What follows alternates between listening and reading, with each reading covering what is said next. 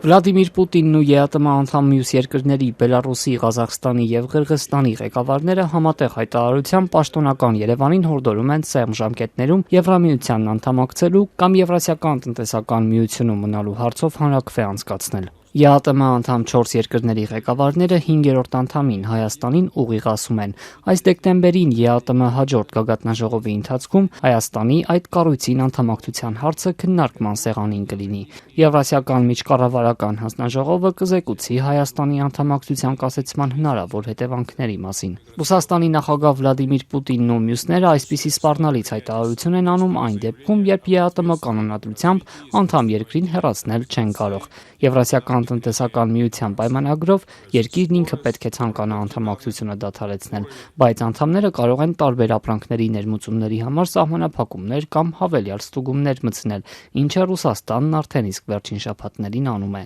վնասելով Հայաստանի տնտեսությանը։ Պուտինը, Լուկաշենկոն, Տոկաևն ու Ժապարովը պնդում են, թե Հայաստանի եվրոպական ձգտումները ԵԱՏՄ անդամ երկրների համար տնտեսական անվտանգության մեջ բերեմ էական ռիսկեր են պարունակում։ Հայտարարությունը փոխանցել են այսօր Աստանայում ԵԱՏՄ նիստին Հայաստանը ներկայացնող փոխվարչապետ Մհեր Գրիգորյանին։ Պաշտոնական Երևանը դեռ չի արձագանքել։ Վարչապետ Նիկոլ Փաշինյանն ավելի վաղ հայտարարել էր, թե նման հարցով հանրաքվե կանցկացնեն, երբ նպատակահարմար կհամարեն։ Հայաստանի Հանրապետությունը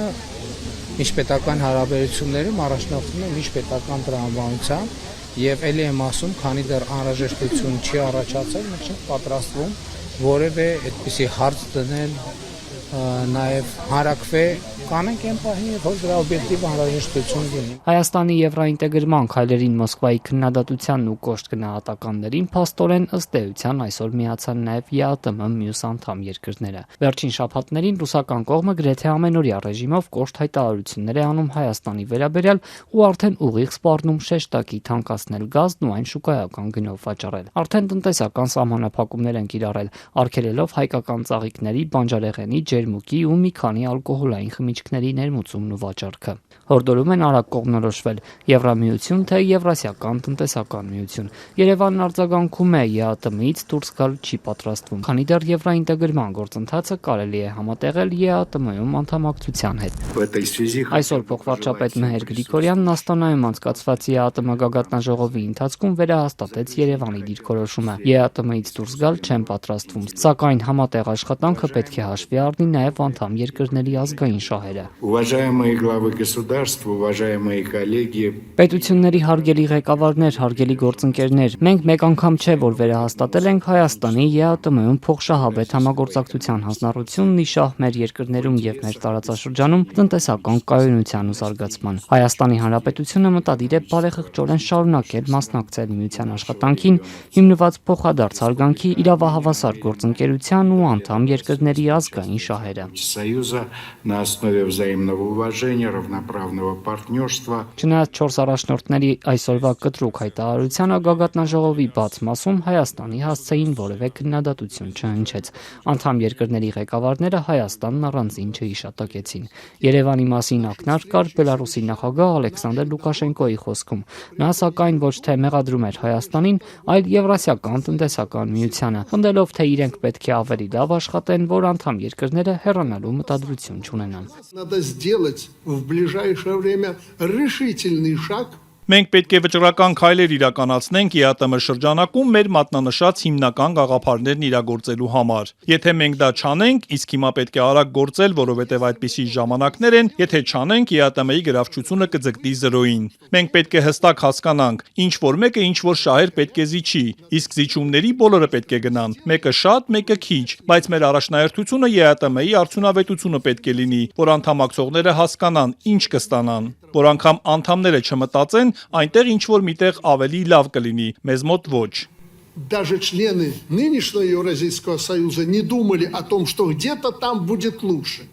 но не у нас. Դահլիճից դուրս լրագրողների հետ զրույցում Կրեմլի խոսնակ Դմիտրի Պեսկովը հայտարարեց, թե ԵԱՏՄ անդամ երկրների փողերով Հայաստանը չի կարող եվրաինտեգրման գործընթաց իրականացնել։ Факт остается фактом. Армения по мере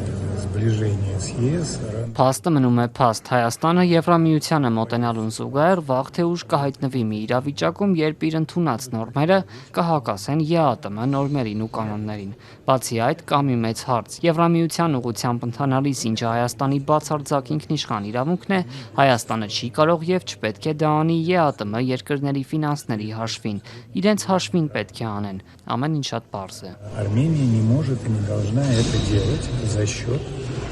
финансов стран ЕАЭС.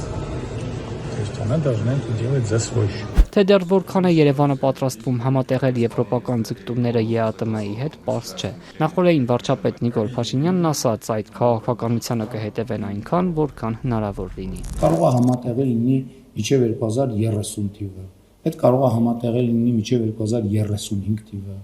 Այդ կարող է համատեղել լինի մինչև 2040 թիվը։ Այդ կարող է համատեղել լինի մինչև 2026 թվի դեկտեմբերը։ Այդ կարող է համատեղել լինի մինչև